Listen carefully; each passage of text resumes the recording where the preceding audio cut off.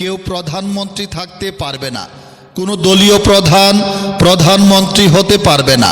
হ্যাঁ ভোট মানে ক্ষমতার ভারসাম্য তৈরি হবে, একজনের হাতে সব ক্ষমতা থাকবে না।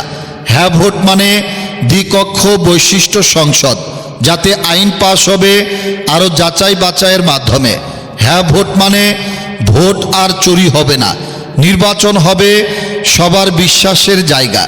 হ্যাঁ ভোট মানে ক্ষমতায় যেই থাকুক তাকে জবাব দিতে হবে জনগণের কাছে। হ্যাঁ ভোট মানে রাষ্ট্রপতির ক্ষমতার ভারসাম্য আনা, রাষ্ট্রপতি চাইলেই কাউকে ক্ষমা করে দিতে পারবে না।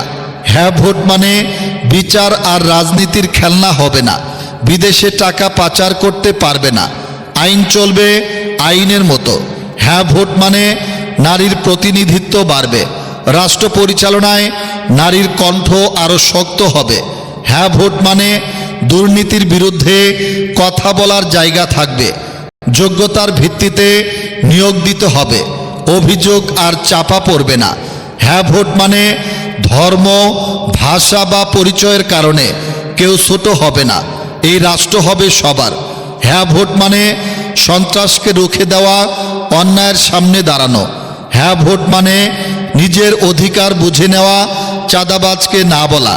আর মনে রাখবেন, দেশের কোনো গুরুত্বপূর্ণ সিদ্ধান্ত আর গোপনে হবে না, সব হবে সংসদের মাধ্যমে জনগণের চোখের সামনে। এই গণভোটে একটি হ্যাঁ মানে একটি ন্যায়ের নিয়ম, একটি ভারসাম্যের রাষ্ট্র, একটি নতুন বাংলাদেশ।